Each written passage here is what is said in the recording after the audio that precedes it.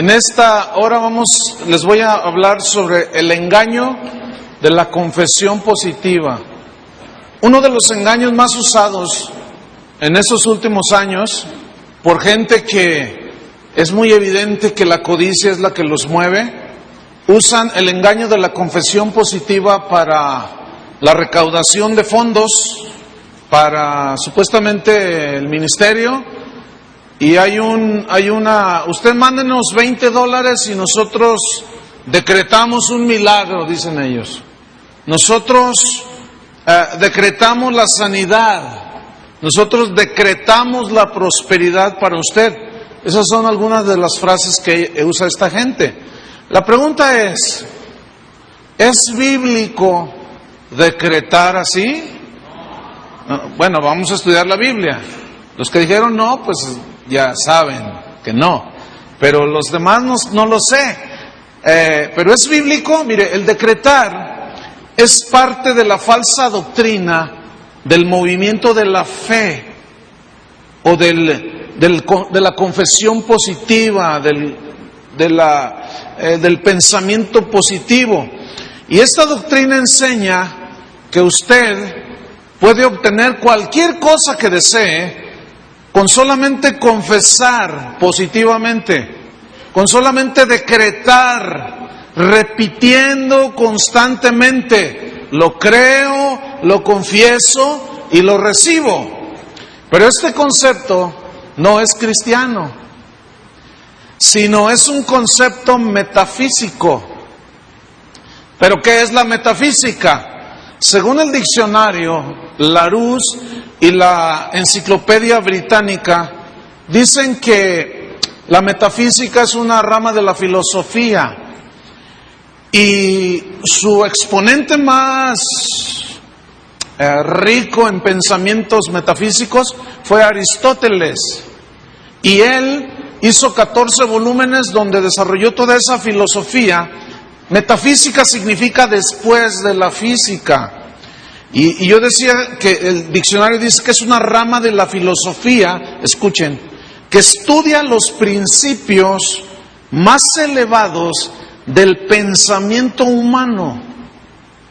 Estudian los principios más elevados de la existencia humana. Y dentro de la filosofía metafísica hay una rama que se conoce como metafísica del lenguaje. Y de ahí es donde se desprende la confesión positiva, el decretar, el hablar positivamente. Porque ellos dicen, según la filosofía de Aristóteles, esto es en cuanto a filosofía se refiere, que todo lo que está a tu alrededor, como son las cosas, circunstancias y cosas de la vida a tu alrededor, tienen que ver en la mente positiva que tú tengas. En el hablar positivamente. Si en tu mente está y en tu boca está, yo soy un hombre de éxito, soy un hombre de éxito, según la metafísica, con el simple hecho de confesarlo, ya eres un hombre de éxito.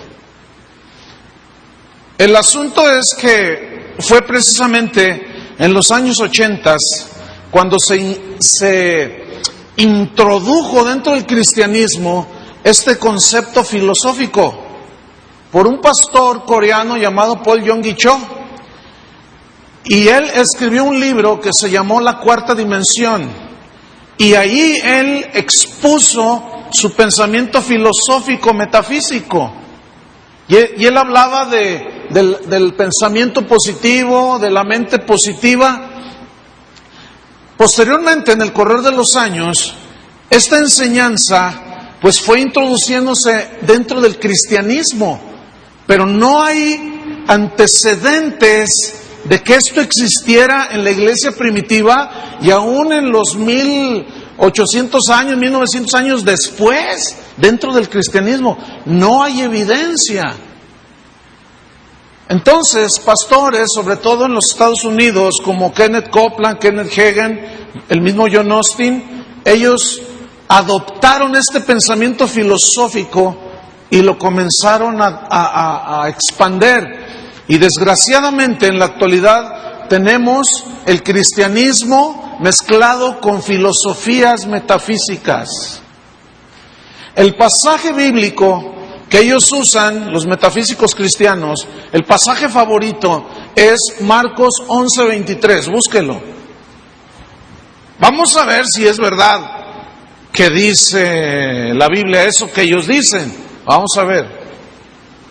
Fíjese, esto yo lo escuché desde el año, a partir de los 80s, allá en la iglesia donde mi esposa y yo nacimos, igual Carlos mi hermano y Berta.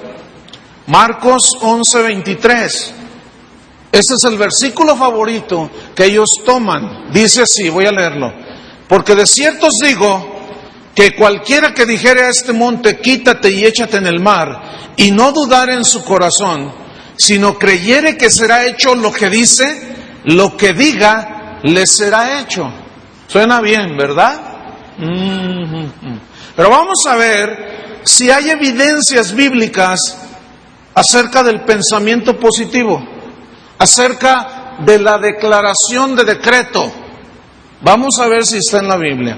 Ok, yo les enseñé que uno de los principios de la hermenéutica es ver el contexto.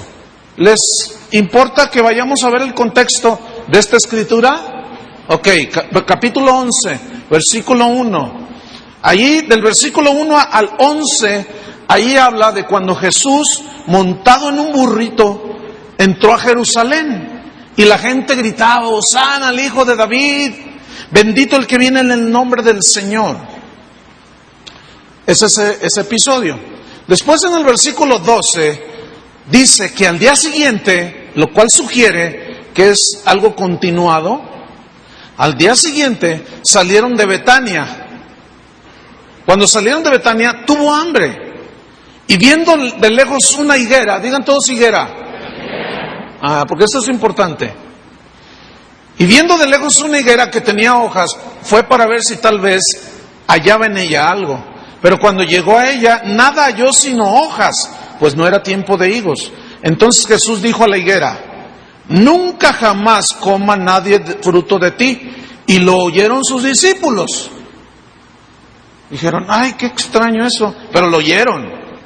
Ahora, en el versículo 15 al 19, ahí habla cuando Jesús entró al templo, sacó a todos los que se estaban enriqueciendo en nombre del Cristo, en este caso de la ley, de la palabra de Dios, y Jesús tomó un látigo y los echó fuera, y les dijo: esta es casa de oración, no es casa de mercado. Y luego, en el versículo 20, yo estoy resumiendo, pero en el versículo 20, dice: y pasando por la mañana, o sea, fue esa noche, la siguiente mañana, y luego la siguiente mañana. Versículo 20. Vieron que la higuera se había secado desde las raíces. Entonces Pedro, acercándose, le dijo: Maestro, mira, la higuera que maldijiste se ha secado. Versículo 22. Respondiendo Jesús les dijo: tened fe en Dios. Digan todos: tened fe en Dios. Eso les dijo Jesús. Ellos le dicen: la higuera se secó, tengan fe en Dios. ¿Qué les estaba enseñando en ese momento? Versículo 23. Porque de cierto os digo que cualquiera que dijere a este monte, quítate y échate en el mar, y no dudar en su corazón, sino creyere que será hecho lo que dice, lo que diga le será hecho. ¿De qué creen ustedes que les está enseñando Jesús? ¿Acerca de qué? ¿Del confesar positivo? No. Les está enseñando de tener fe en Dios y que cuando le pidan a Él, todo lo que salga de su boca, no lo duden. Si ustedes creen que Dios los está escuchando, todo lo que ustedes digan les será hecho.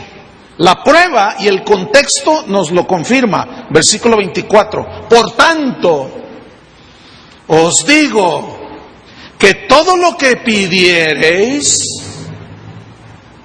y la confesión positiva no es oración, es afirmación. Yo digo, lo creo y lo recibo. Decreto esto, decreto aquello, digo aquello, y no es oración. Orando, creed que lo recibiréis y os vendrá. Otra prueba de que está hablando acerca de la oración y que cuando ores tengas fe en Dios, para que lo que tú le pidas y no dudas, tú lo recibas. Otra prueba es el mismo contexto, versículo 25. Y cuando estéis orando, ¿cuando estéis qué? Orando. ¿Qué es orar? Hablar con Dios. Y esta doctrina agrede una de las joyas más preciosas que tiene el cristiano: oración. ¿Por qué agrede? ¿Porque hace a un lado a Dios? Si yo lo que confieso y lo que digo eso se hace, ¿para qué necesito a Dios? Me la paso decretando y confesando y diciendo y todo lo tengo y lo recibo. Entonces agrede una de las joyas más preciosas que tenemos los cristianos: la oración, la comunión con Dios. Pero dice entonces, y cuando estéis orando, perdonad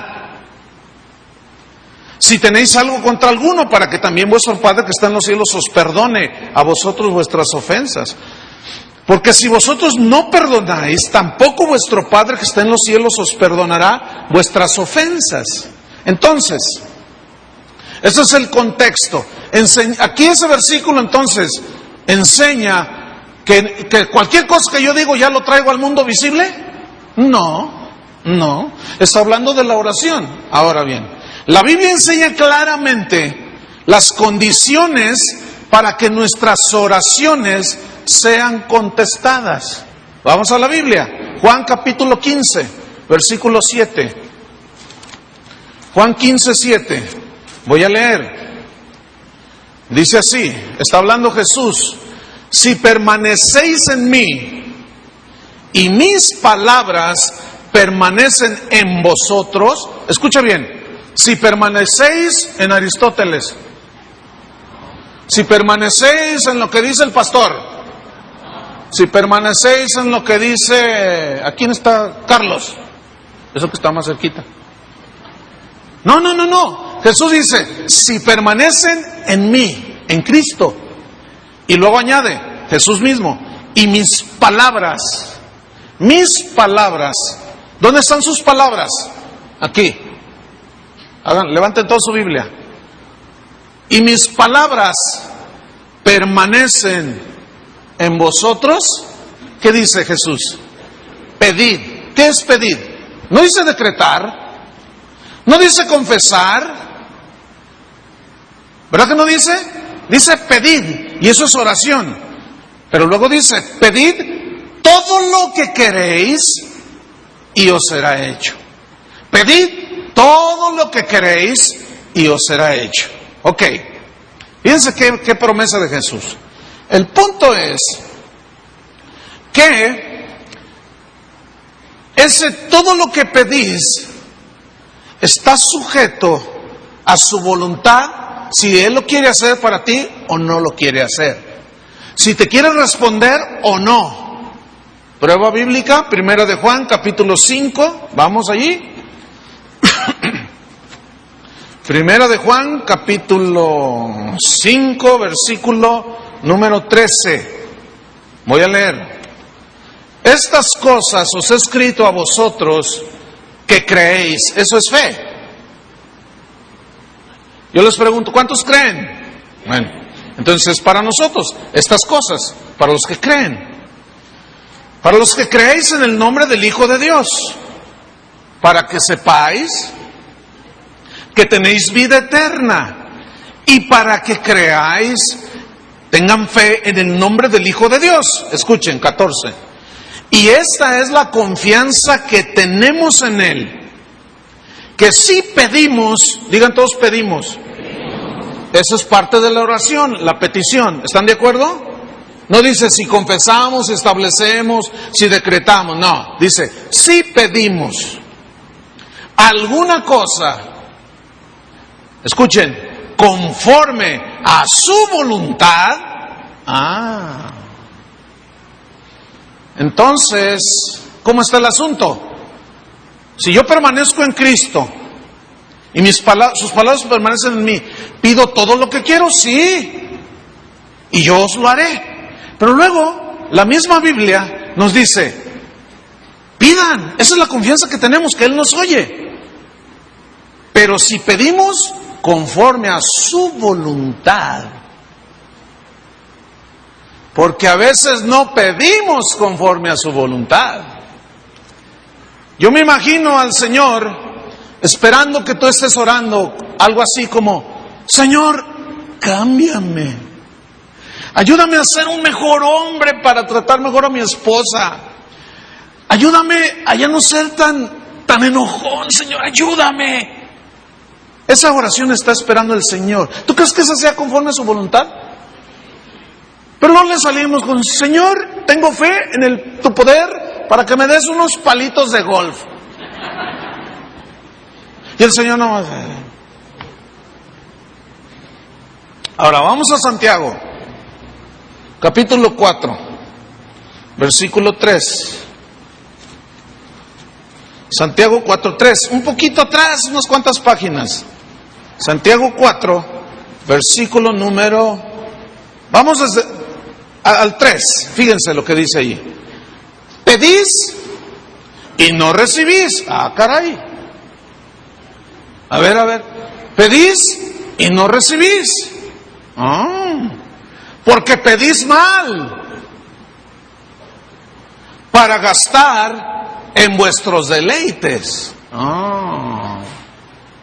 Estamos tomando todo el contexto de la Biblia. Ok.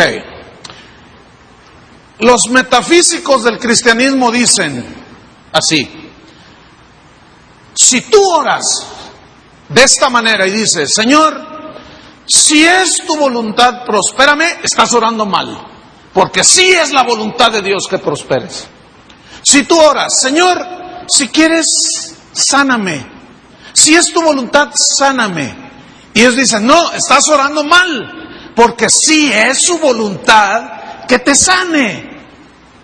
Y ellos usan versículos como estos. Mateo 8:16. Vamos a ver qué dice Mateo 8:16. Voy a leer. Dice así: y cuando llegó la noche, trajeron a Jesús muchos endemoniados, y con la palabra echó fuera a los demonios, y sanó a todos los enfermos. ¿A cuántos enfermos sanó? Dicen. Y todos dicen, todos. Entonces, ¿es la voluntad de Dios sanar a todos? Sí. Yo les pregunto, ¿es la voluntad de Dios que la gente sane? Sí. Pero les voy a voltear el cassette al lado B. ¿Están listos? Ok. Ahí está. Vamos a Marcos capítulo 6. Marcos 6.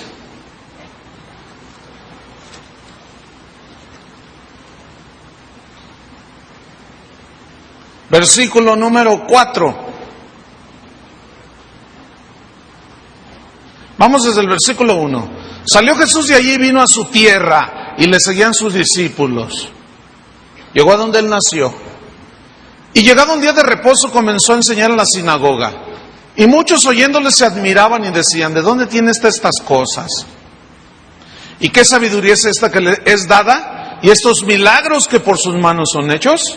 ¿No es este el carpintero, hijo de María, hermano de Jacobo, de José, de Judas, de Simón? ¿No están también aquí con nosotras sus hermanas? Y se escandalizaban de él. Mas Jesús les decía, no hay profeta sin honra, sino en su propia tierra, y entre sus parientes y en su casa. Y no, escuchen, pudo hacer allí ningún milagro, salvo que sanó a unos pocos enfermos. Entonces, ¿cómo está la onda, pastor? ¿Eso no es la voluntad de Dios, sanar a los enfermos? Sí. Pero ¿por qué no todos sanan? Por varias razones. Una es porque no tienen fe. Aquella mujer que decía, si tan solamente tocar el borde de su manto, ¿seré salva? Y su fe la hizo acercarse y tocar el manto de Jesús. Jesús voltea, ¿quién me tocó? Hizo la mujer, yo. Y le dice, tu fe te ha salvado. Tenía fe la señora. ¿Por qué no pudo hacer milagros ahí?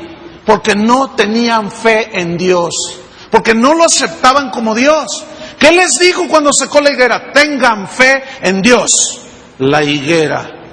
En todo el contexto general de la Biblia, la higuera es un símbolo de Israel, ¿cierto o no? Ok. Él entra a Jerusalén. Proféticamente, fíjense, él sabía que la higuera era símbolo de Israel. Él va a la higuera tratando de encontrar fruto y no lo encuentra. Y le dice, nunca más salga fruto de ti. Y se seca. Israel se había secado. No había dado los frutos que Dios esperaba.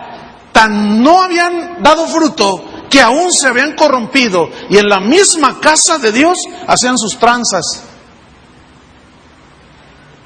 Israel estaba corrompido, estaba sin fruto, no servía para nada, habían perdido la fe en el Señor. Los profetas habían profetizado que iba a venir el Mesías y lo estaban viendo y no creyeron en él. Y cuando se seca la higuera, en lugar de decirles cualquier otra cosa, les dice, tengan fe en Dios. Israel había perdido la fe y esta gente usada por doctrinas de demonios nos quiere hacer perder la fe. ¿Lo vas a permitir? No. Yo no, al menos en lo que respecta a mi persona, no. Pero como pastor me es responsabilidad enseñarles a ustedes y prevenirles. Esa doctrina ataca la oración. Porque si yo decreto, digo y confieso positivamente y hablo y recibo, ¿para qué quiero a Dios? Eso es lo mismo que dice Walter Mercado. Visualízate, véanlo, escúchenlo. ¿Por qué? Porque son metafísicos, mas no son cristianos.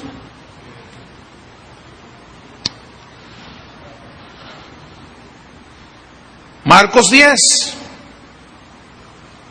Vamos a ver si contestó todas las peticiones. Porque a veces sí, a veces no. A veces hay fe. Pero a veces, ¿por qué no? Porque no es su voluntad lo que le pedimos. Marcos 10, versículo 35. Entonces Jacobo y Juan, hijos de Zebedeo, se acercaron a Jesús diciendo, Maestro, querríamos que nos hagas lo que pidiéramos. Él les dijo, ¿qué queréis que os haga? Ellos le dijeron, concédenos que en tu gloria nos sentemos el uno a tu derecha y el otro a tu izquierda. Entonces Jesús les dijo, ¡ah! Bueno, esa es añadidura mía. Les dijo, no sabéis lo que pedís. ¿Ven? ¿Pidieron mal? No se los podía contestar. ¿Por qué? Escuchen. ¿Podéis beber del vaso que yo bebo y ser bautizados con el bautismo con que yo soy bautizado? Ellos dijeron, ¿podemos? Miren, ellos eran unos orgullosos que anhelaban fama, que anhelaban posición y todo aquello, escúchenme, toda aquella oración que pretenda satisfacer los deseos de los ojos, los deseos de la carne, la vanagloria de la vida, jamás el Señor te los va a contestar. ¿Escucharon? Porque no es su voluntad. Este es un ejemplo. Ellos le dijeron, podemos, a la verdad, claro que sí. Versículo 40, pero él dice, ustedes van a ser bautizados con el bautismo que yo soy bautizado. Pero el sentaros a mi derecha y a mi izquierda no es mío darlo, sino aquellos para quienes está preparado. Ya estaban asignados los lugares. No les pudo contestar la petición que les hizo. ¿Por qué? Porque no eras la voluntad de Dios ahí. ¿Están entendiendo? Ahora, vamos a un ejemplo en la Biblia, en la vida de San Pablo. Vamos a 2 de Corintios. Vamos a explicar un poco más. 2 de Corintios capítulo 12. Y aquí vamos a estudiar. En teología se llama esto una exégesis del texto, es decir, donde se desglosa palabra por palabra, versículo por versículo y palabra por palabra, yendo a los textos originales para sacar el verdadero contenido. Ok, vamos a hacer una exégesis de este versículo. Capítulo 12, versículo 7. ¿Cuál es el contexto del 1 al 6? Que Pablo había tenido una experiencia maravillosa. Él había sido arrebatado al tercer cielo, donde oyó cosas y vio cosas que el Señor le dijo: mira, ni se las cuentes porque no le van a entender, ni se las cuentes porque no van a agarrar la onda. Entonces Pablo dice: pues no me fue permitido, ni me es permitido mostrarles y enseñarles estas cosas. Ese es el contexto del versículo 7. ¿Qué dice el versículo 7? Vamos. Y para que la grandeza de las revelaciones no me exaltasen desmedidamente, orgullo espiritual, por haber tenido una experiencia maravillosa de haber ido a la misma habitación de Dios. Fíjate, San Pablo dice: yo tenía la tendencia a enorgullecerme porque visité el tercer cielo. Algunos apenas hablan en lengua y ya están orgullosos, soberbios. Yo hablo en lenguas. Es que saben una cosa, el orgullo espiritual es lo más tonto que puede haber, porque de nosotros no es nada. ¿De qué enorgullecerse? Si todo es de Él, todo nos es dado por gracia, por medio de la fe, porque creemos en Él. Pero Pablo dice: y para que no se me subiera el orgullo desmedidamente, para que no porque ese fue el pecado de Satanás, el orgullo.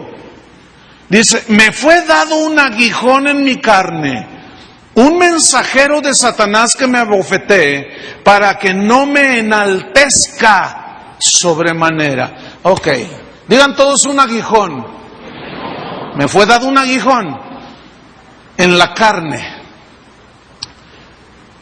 Aguijón en el griego, skolop, significa vara puntiaguda, como una estaca para fijar algo.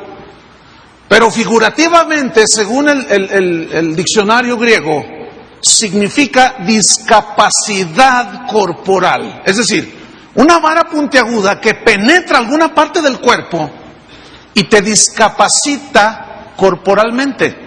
Ya no funcionas en tus dos brazos, con tus dos ojos, tus dos oídos, tus dos piernas, con todo tu cuerpo, y entonces entras en una situación de discapacidad. Estás disminuido físicamente. ¿Estamos? Ok. Un aguijón en la carne. Gálatas 4, está enseguida, luego de Corintios. Vamos a ver esto. Gálatas 4, versículo 13. Yo quiero que pongan atención a la lectura. Dice: pues vosotros sabéis, escuchen, que a causa de una enfermedad en el cuerpo, ¿se enfermaba o no se enfermaba? A ver, entonces, ¿cómo es ese rollo de que los cristianos no se enferman? ¿De dónde salió eso? San Pablo dice: ¿quién enferma? Y yo no enfermo. Santiago dice: ¿hay alguno enfermo entre vosotros? Llame a los ancianos de la iglesia y únjanle con aceite en el nombre del Señor, oren por él, y la oración de fe sanará al enfermo. No dicen: confiesen, no tengo nada, no tengo nada, no tengo nada. No dice así. O así dice.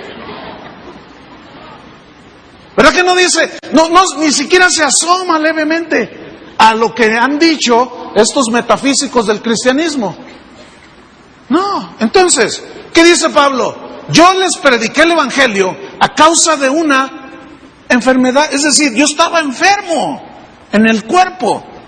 Sigo leyendo. A causa de una enfermedad del cuerpo, os anuncié el evangelio al principio. 14.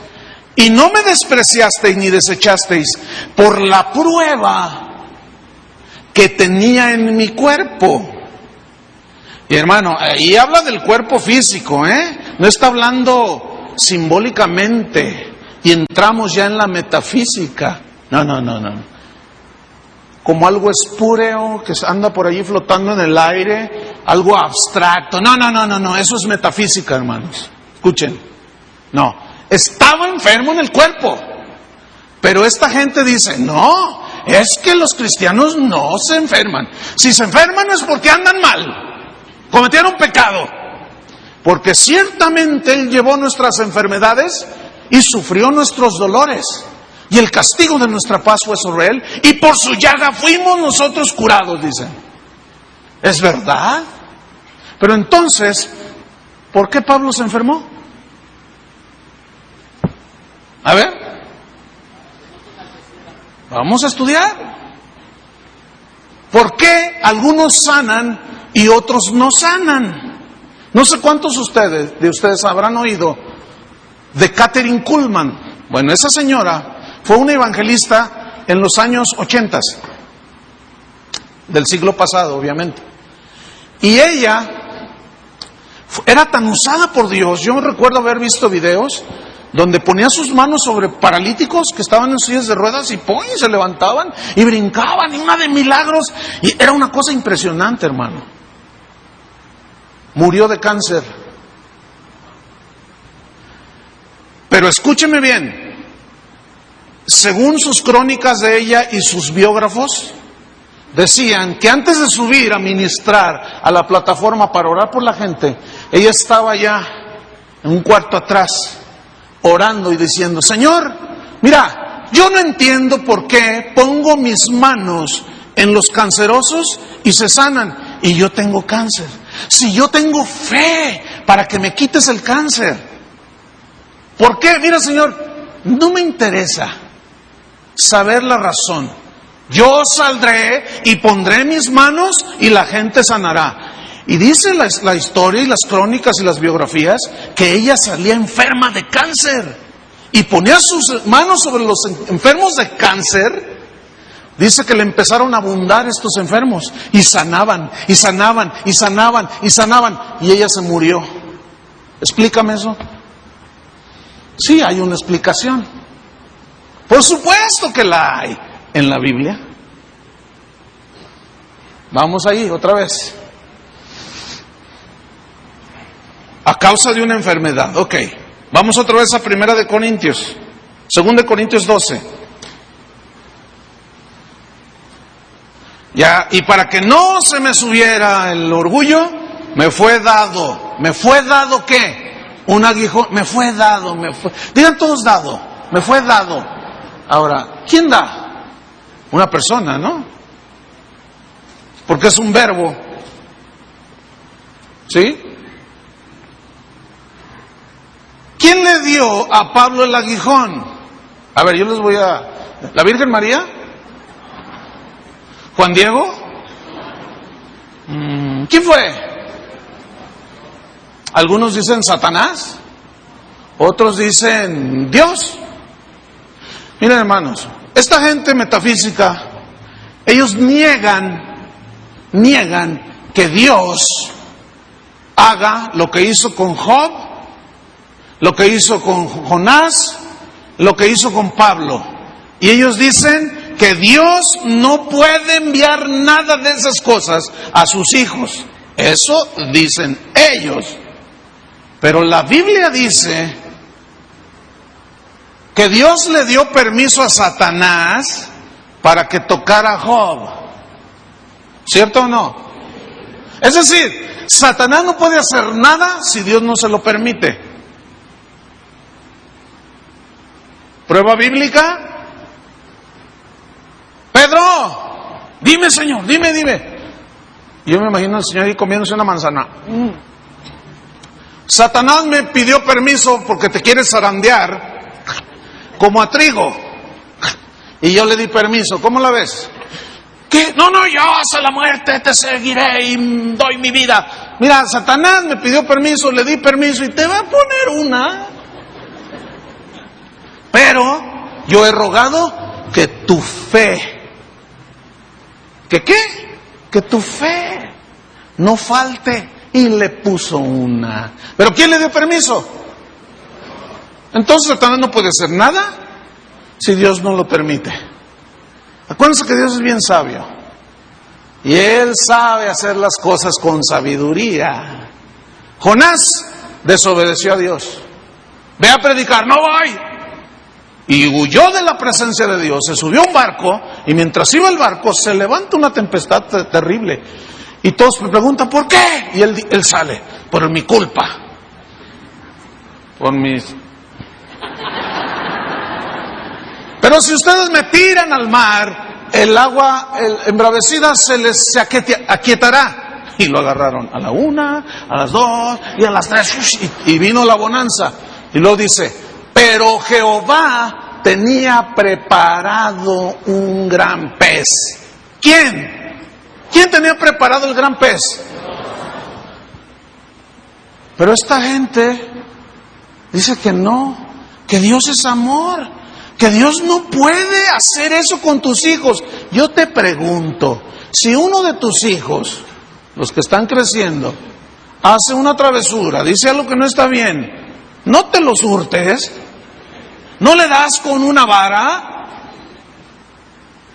díganlo. ¿Qué padre es aquel al que su hijo no disciplina? ¿Ah? Y esa gente dice, Dios no castiga. Digo, ¿en cuál Dios crees? Pues. Y la Biblia no dice eso. En 1 Corintios capítulo 10, ahí dice, estas cosas se escribieron para nuestro ejemplo. Se escribieron para nuestra amonestación, para los que hemos alcanzado los fines de los siglos. Y eso somos nosotros. Para que no forniquemos ni tentemos al Señor, ni no perezcáis como ellos perecieron en el desierto. ¿Castiga a Dios o no el pecado todavía? Entonces, ¿qué rollo? No, pero como ellos tienen su mente tan positiva, ellos no creen en nada negativo. ¿Ven? Ok. Un mensajero de Satanás, un ángel. Mensajero es la palabra ángelos. Ágelos, de donde se traduce o se viene la palabra ángel, que es mensajero. Pero luego dice, me fue dado un aguijón en la carne, un mensajero de Satanás, escuchen, que me abofetee. Y aquí la palabra abofetear viene del griego colafiso, que significa literalmente golpear con el puño cerrado. Ahora escúcheme bien, cuando alguien quiere golpear a alguien, se quiere descontar a alguien, cierra el puño. ¿A dónde va el golpe? En el casi 100% de las veces. ¿Hacia dónde va el golpe? ¿Hacia la rodilla? ¿Hacia aquí en el estómago? No. ¿A dónde va el golpe? A la cara. Ahora, donde te den un puñetazo, un golpe con la mano cerrada, con el puño cerrado, en cualquier parte de la cara que te peguen, ¿dónde repercute que te dieron un golpe? En los ojos. ¿Sí o no? Cualquier golpe que te den por aquí, por acá, acá, de este lado, los ojos. ¿Qué tenía Pablo en los ojos?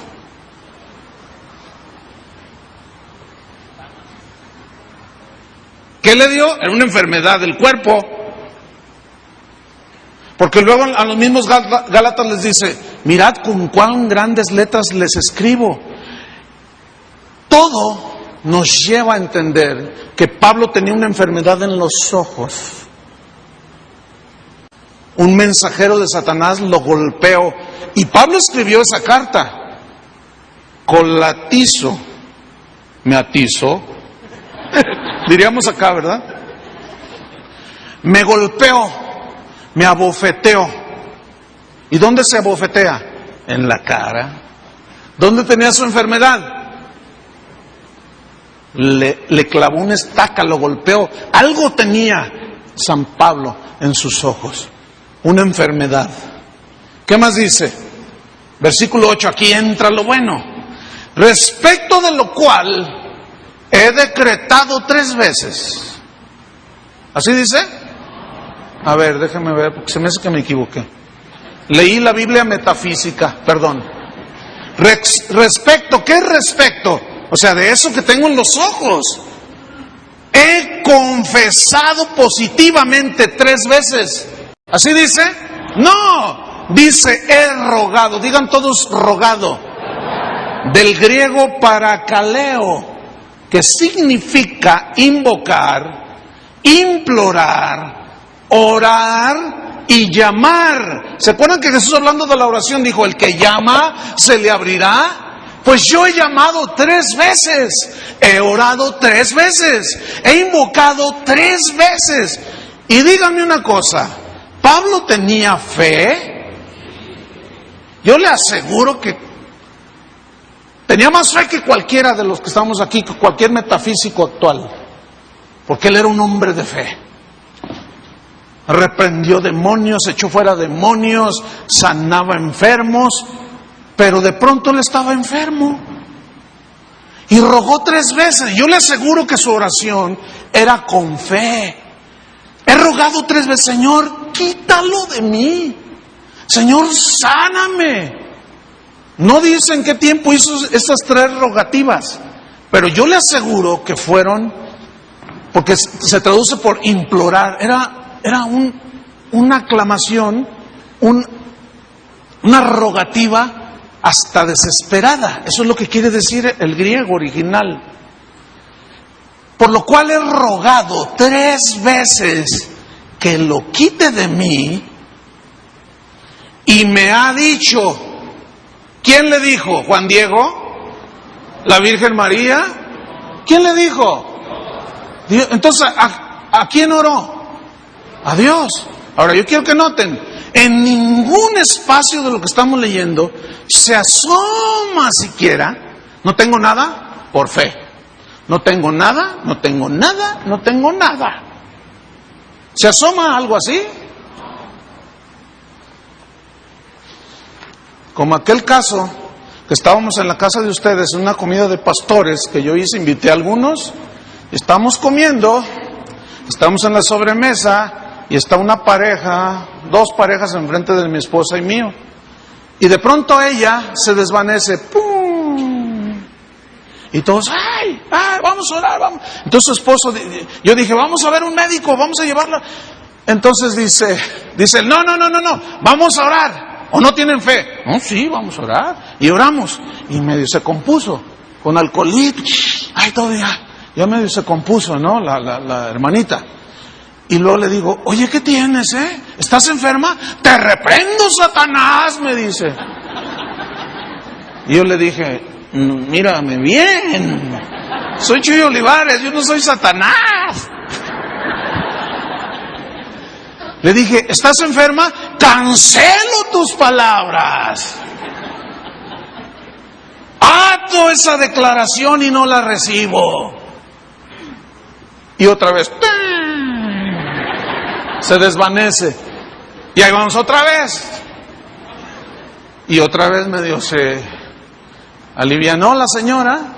Y dice la esposa de otro pastor que está ahí a un lado, dice, es que tiene diabetes. Te reprendo, Satanás, dice, yo no tengo nada, yo confieso que no tengo nada, yo soy sana, yo no tengo nada, no tengo nada, porque yo lo creo, lo confieso y lo afirmo, por sus llagas yo fui sanada, no tengo nada. Entonces, como no tiene nada, Dios no sana de nada. Imagínate que vas al médico porque te duele algo. ¿Qué siente? Nada, por fe. Hermano, mire, fíjese, hasta el puro sentido, escúcheme, agrede aún la inteligencia y la razón, hermano. ¿Sí o no? Mire, hasta chistes han hecho de eso. ¿Se cuenta? De un predicador que cayó al infierno, llegó al infierno y ay, todo, qué calientito está aquí. Y de pronto por la pierna izquierda del infierno, el otro entró por la pierna derecha del infierno y el otro por la pierna izquierda. Alguien dijo que la pierna derecha y la izquierda del infierno. Bueno, les digo que hay cada rollo total. Y entra el otro por la pierna izquierda del infierno. Y de pronto se miran. ¡Ey! Dice, yo lo conozco. Y el otro decía, yo lo conozco. Oye, ¿que tú no eres predicador? ¡Ey! ¿Que tú no eres pastor? Y dice, sí, los dos dicen, sí. ¿Y qué estás haciendo aquí? Le pregunta uno al otro. Y el otro dice, bueno, pues no sé, es que yo creía que la salvación no se perdía. Y pues hice muchas cosas y jugué con la gracia de Dios. Mira, nada más estoy aquí en el infierno. Y le pregunta al otro, ¿y tú por qué estás aquí? Y el otro responde, por fe no estoy aquí. Porque confieso que no estoy aquí. Creo que no estoy aquí.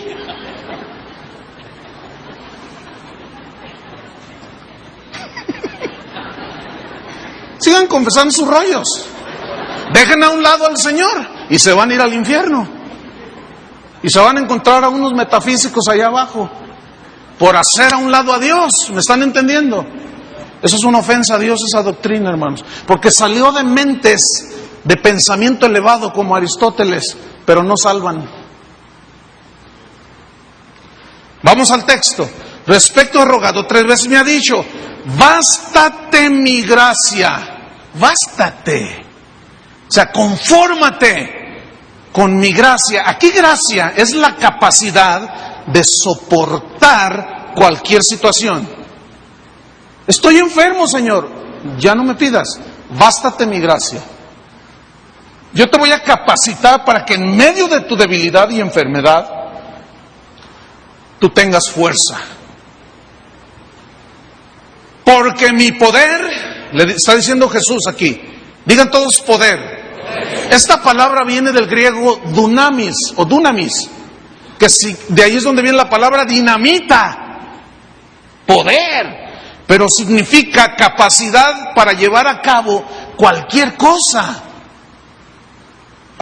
Ahora hagamos una reflexión. ¿Cómo les predicó Pablo a los Gálatas? ¿Cómo estaba? Enfermo. Pero ¿de dónde sacó fuerzas para viajar hasta Galacia enfermo y predicarles el Evangelio? Del poder de Dios, que es la capacidad para hacer cualquier cosa. ¿Están entendiendo? Ok. Me ha dicho, bástate mi gracia, porque mi poder se perfecciona. Digan todos, se perfecciona. Viene del griego teleio, que significa completar, consumar, escuchen, en el carácter. A ver si les cae. ¿Por qué Dios no le contestó su oración por 3 veces para ser sano? ¿Por qué? Aquí es el otro lado del cassette también. ¿Por qué? Porque Dios estaba tratando con su carácter. Y para que las grandezas de las revelaciones no me enaltecieran sobremanera, me fue dado un aguijón que me traspasó. Un mensajero de Satanás que me abofeteó y me pegó ahí una cosa horrible en los ojos. Pero yo he rogado y el Señor me ha dicho, no, bástate mi gracia, confórmate con la capacidad para soportar en medio de esa situación. Esa es la gracia de Dios. Es la gracia capacitadora. Es como esto. Tú vas a un velorio y estás allí. Se murió un hombre y ves a la viuda que la gente llega y la abraza y ella hasta con una sonrisa en los labios y a veces ella consolando a los demás y luego tú estás allí mirando la escena y ves a tu marido junto a ti y ves al marido de la otra señora tendido ahí en un féretro. Entonces tú ves a tu viejo, ¿no? Y dices, ay Señor, si se muere mi viejo, me muero con él, me muero con él. ¿Qué haría sin él? No sé, me volvería loca. Bueno, dices eso porque no tienes la gracia en ese momento. Pero no les va a gustar lo que les voy a decir. Un día la vas a necesitar porque el viejo se va a morir. ¿Entienden? Es como esto. Hay una boda bien bonita aquí, se casó Philly y Anita. Termino de predicar uno de mis mejores sermones, yo iba contento y entra una llamada. Usted, señor Olivares, sí, su hijo se está muriendo en la Cruz Verde, tiene que venir ya, tuvo un accidente. Yo cierro el teléfono. Un segundo antes yo no necesitaba la gracia, porque Dios nunca te va a suplir una necesidad que no tienes, pero cuando tengas la necesidad Dios te va a dar su gracia. Pero esta viene ¿cómo? Por fe. Pero ¿qué es lo que hacemos siempre? Nos quejamos, lloramos. Algunos maldicen a Dios, otros castigan a Dios. Pues ya no voy, dicen. Ya no voy. Ya no voy. Como si le hicieras un favor a Dios. Entonces voy con mi esposa y le digo, oye, hablaron de que nuestro hijo se está muriendo. Y yo diciendo dentro de mí, Señor, pues dale la gracia. Entonces ella recibe la noticia y nos subimos al carro. Le digo, ¿estás dispuesta a lo que sea? Y me dijo, sí. Y había una paz que cuando llegamos ahí, esto lo supe yo después, el del seguro de la camioneta donde se volcaron, le comentó a algunas personas que después me comentaron, oye, ese es el papá de uno de los que se accidentaron, ese es el dueño de la camioneta donde iban, o sea, yo. Dice, quiero hablar con él, pero no sé qué me da, es que está muy raro ese señor. Así dijo. Y dije, ¿cómo raro? Tiene su esposa y sus hijos. No, eso ya fue de mi cosecha. No hagan caso, bórrale ahí, bórrale. No, dices que parece como que no pasó nada. El hombre anda como si nada. ¿Qué fue? La gracia capacitadora. Ahora, yo podía hacer otras cosas. Yo soy el pastor, ¿y por qué a mí? Y empiezo con mis rollos. ¿Entiende? Eso es duda. Eso es falta de fe. Y quiero decirle que Pablo tenía fe.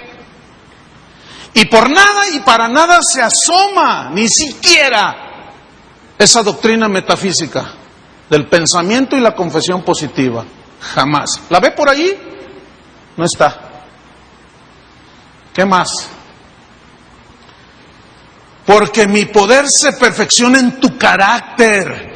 Porque tienes una debilidad, Pablo, se te quiere subir y yo voy a tratar contigo. ¿Cómo la ves? Ay, ¿sabe dónde es donde yo he tenido los encuentros más tremendos con Dios? Donde he recibido no sé, bueno, entiendo un poquito por qué sucede eso.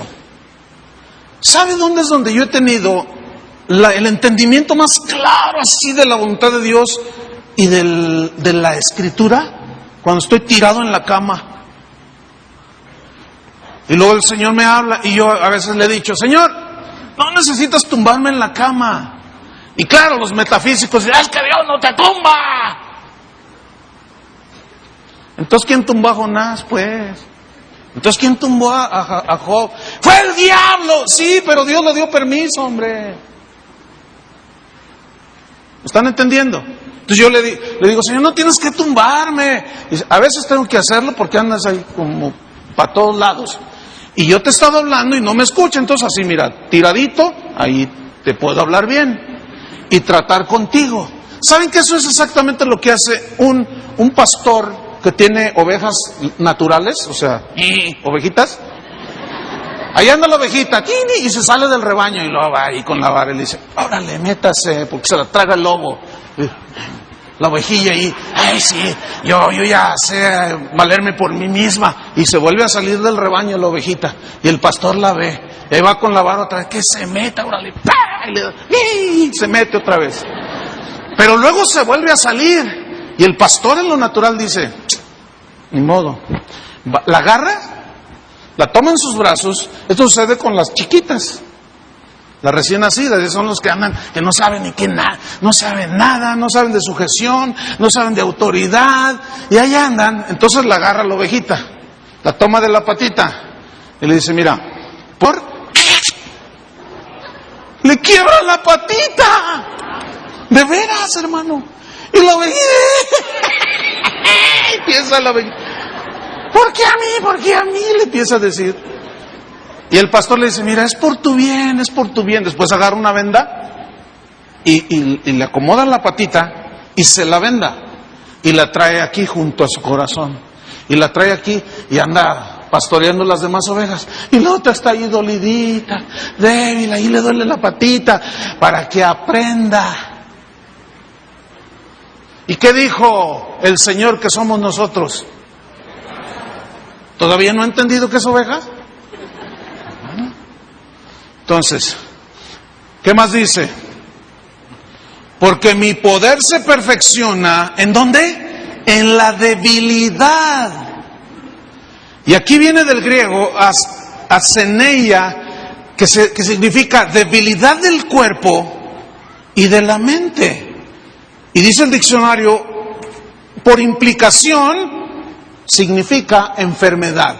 Cuando alguien se enferma, ¿qué sucede con su cuerpo y su fuerza mental aún? ¿No se debilita? Cuando te da una diarrea impresionante, ¿cómo amaneces todo así?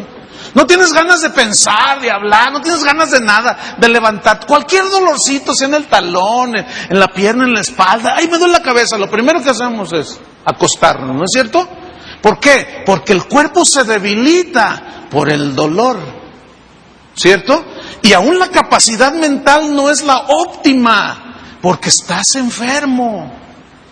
Entonces dice, mi poder, mi dunamis se perfecciona en tu carácter, se perfecciona en tu debilidad.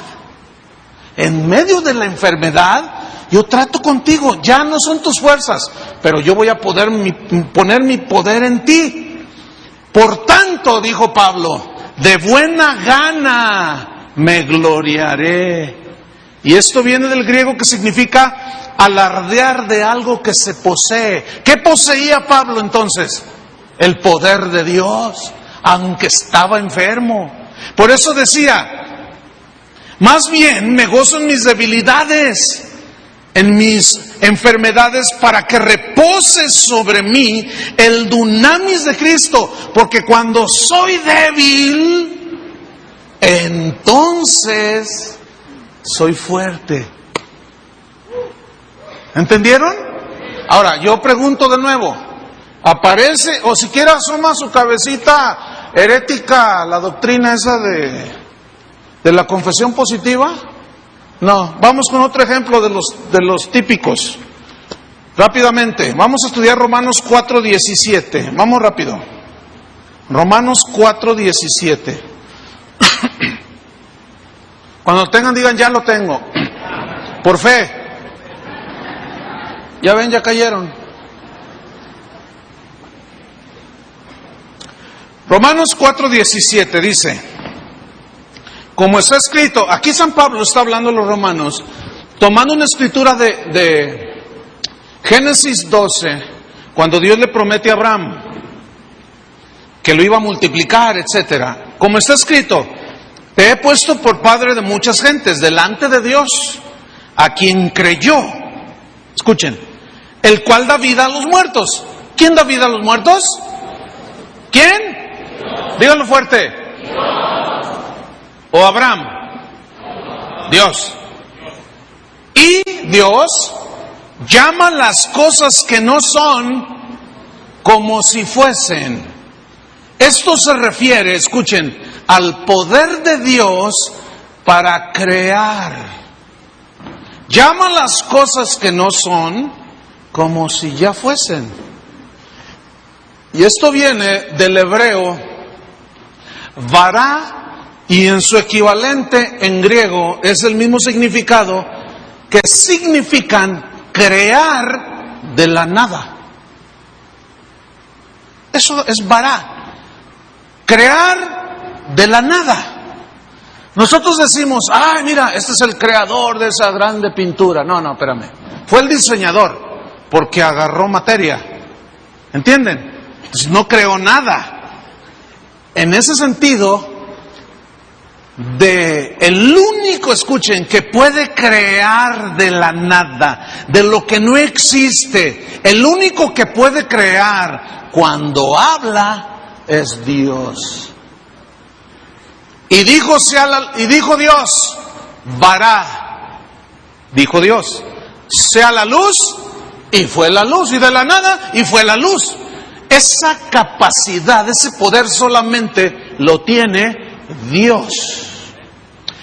Y dijo Dios, produzcan las aguas seres vivos, los grandes monstruos, y de la nada fueron creados. Y dijo Dios, produzca la tierra semillas, plantas según su género, y den semilla y árboles frutales. Y de la nada nacieron. ¿Quién fue primero, el huevo o la gallina? Pues la gallina. ¿Y de dónde salió si sale de un huevo? De la nada. Escuchen, dice el Salmo 33:8, no lo busquen, dice: teman delante de Dios todos los habitantes del mundo, porque Él dijo y fue creado. Y ese creado es vará, fue creado de la nada. No había nada cuando Dios dijo. Pregunto, ¿a quién, rayos y centellas, se le ocurrió decir que tú y yo llamáramos las cosas que no son como si fuesen, si solamente Dios puede hacerlo? Eso es una herejía, hermanos. ¿Entienden? ¿Todo de dónde sale? De una mala interpretación de la Biblia. Porque solo Dios puede decir y llamar las cosas que no son como si fuesen. Pero tú y yo, ¿qué somos, hermano? ¿Ah? Pedimos y pedimos mal. Por eso Jesús dijo, tengan fe en Dios. Y no me salgan con sus rollos de que yo confieso y declaro que luego no, hombre, el asunto ese de que todo lo que pisara la planta de tu pie será tuyo. Eso tiene su contexto. Un hermano ayer me platicaba, sin saber que yo iba a hablar esto. Dice que un día iba con un hermano y que le dijo, a ver, escoge el carro que tú quieras. Había un montón de carros en la calle. Y dice, escoge el que quieras, porque la Biblia dice que todo lo que pisara la planta de tu pie será tuyo. Entonces dice, yo me le quedé viendo a los carros y me voy sobre un bolchito y le pongo el pie al bolchito. Y el otro dice, no, te falta fe. Dice, no, porque mira, si según tú dices que todo lo que pises es mío, yo nada más tengo para mantener un bolchito. Dice, pero ya está un jaguar. Dice, yo no tengo para pagar la tenencia de 30,000, 40,000 pesos de un jaguar. ¿Qué quiere decir todo lo que pisa la planta de tu pie? Miren, ¿cuántos han subido aquí a la plataforma? Es tuya, llévatela. ¿Tienen bien pisoteado aquí? Ya llévense esa alfombra. Ve al banco mañana, Bancomer. Fíjate qué ridículos somos, hermano. Y ve, y como ya pisaste el banco, es tuyo.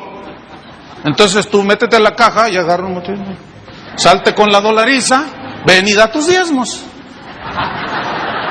Hermanos, ¿qué significa que toda planta, qué les había dado a los judíos? Una tierra física. ¿Sí o no? ¿Cómo aplica a nosotros?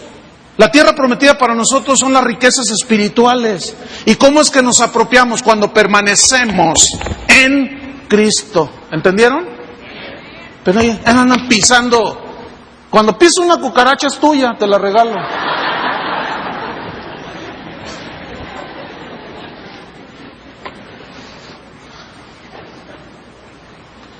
Amigos míos, pastores, 2 hijos, ella queda embarazada y va con su mamá y le dice: mamá, estoy embarazada. Y su mamá, que no es cristiana y sigue sin ser cristiana, le dice: ¡ay, qué gozo, hija mía!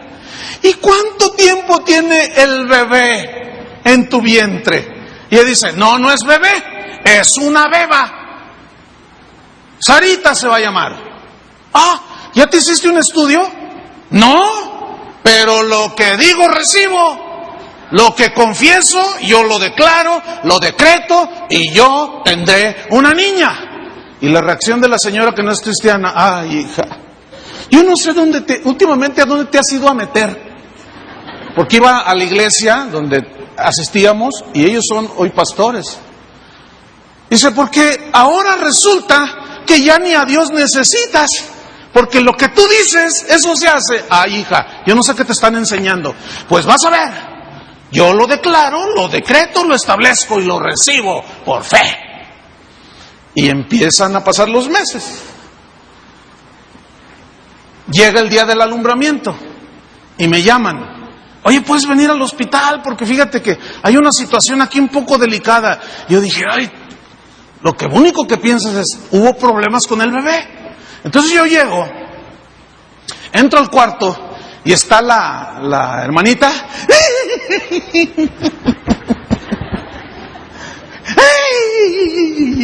No. Y yo: órale, ¿qué onda? Y volteé a ver a su marido y estaba.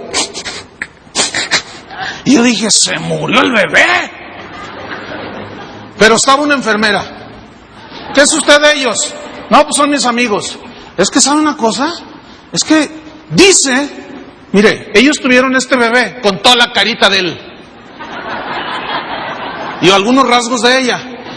Tuvo este niño la señora, pero dice que se lo cambiamos, que ella tuvo una niña. Yo le digo: no, este es su niño. Y ella: no, me lo cambió. Te reprendo, Satanás. Es que a mí Dios me dio una niña. Y la señora, la enfermera, diciendo: miren, yo voy a la dirección a ver qué pasa, a ver qué hacen aquí, si usted puede hacer algo, pero tuvo un bebé. Y él. Entonces yo le digo: ¿qué onda, mano? ¿Qué pasó? Y dice: no, ¿por qué Dios? ¿Por qué Dios? ¿Dios o los mafiosos metafísicos? ¿Ah? ¿Fue Dios? Entonces, hermanos, ¿qué onda? Pues no con lo que dices recibes. Terminamos. Santiago 4. Busquen Santiago 4. Santiago 4, versículo número 13.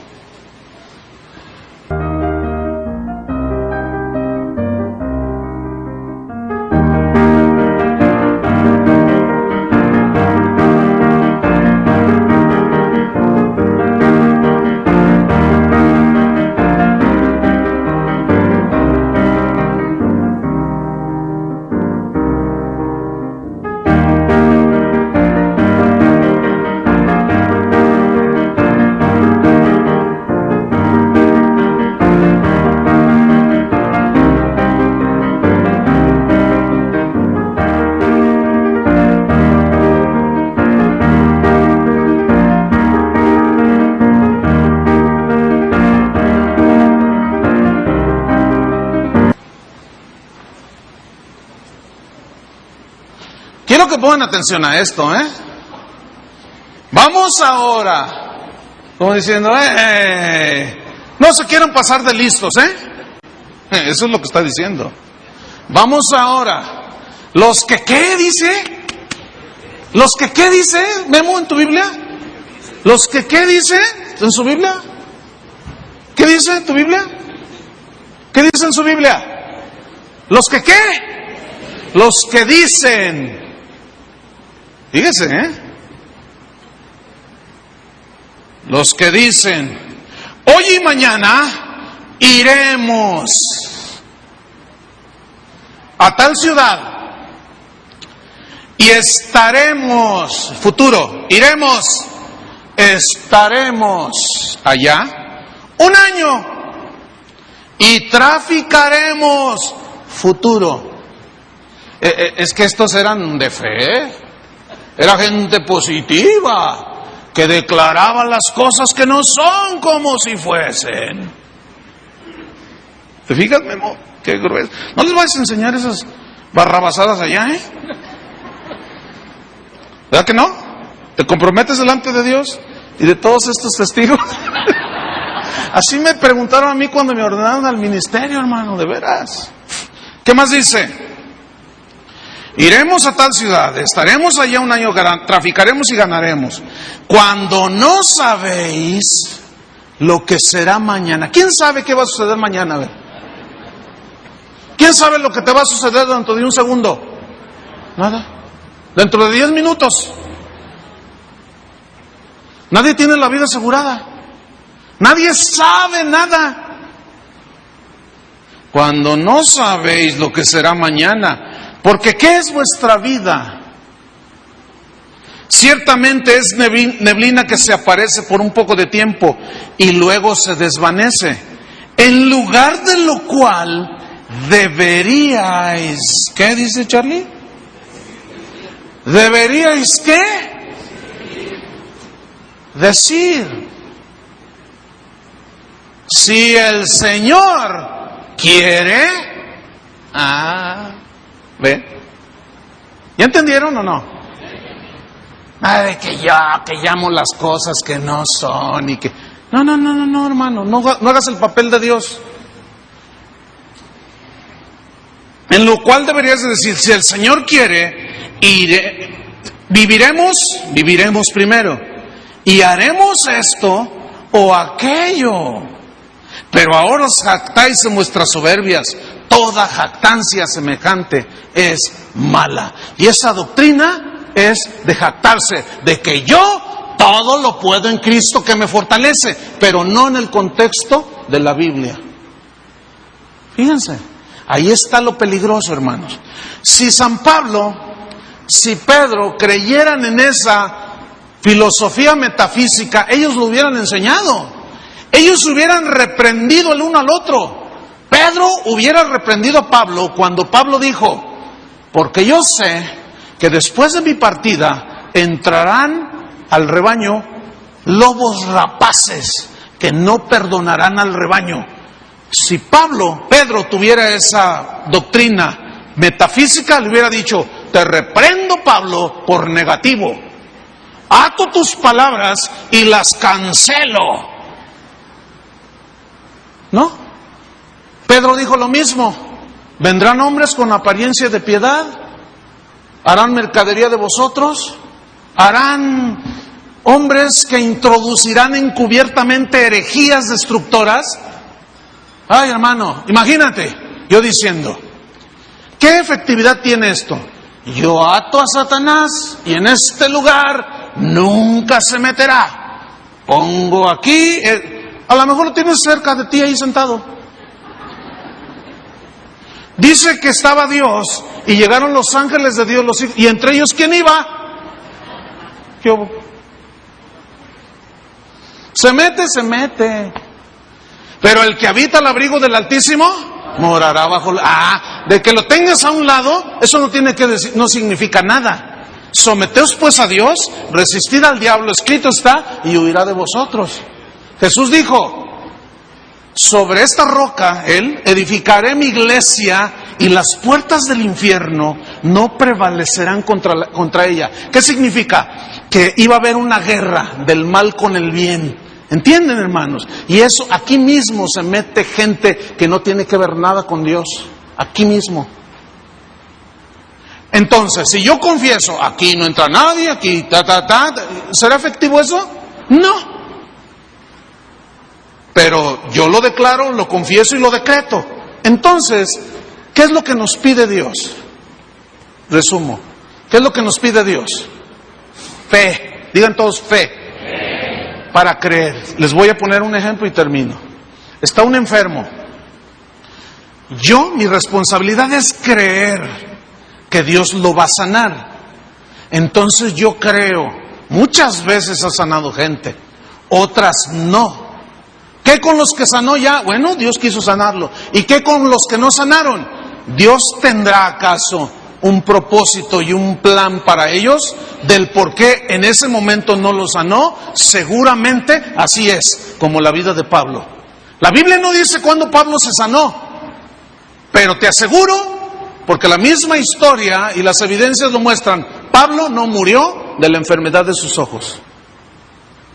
Él murió sacrificado, de otra manera. Sanó cuando el Señor trató con él las deficiencias de su carácter. ¿Entienden? Necesitamos conocer más a Dios, hermano. Porque entonces, cuando viene la enfermedad, el problema, la situación, ¿qué vas a hacer? Te pasó. Lo primero que dicen los ignorantes es que pecó. No necesariamente.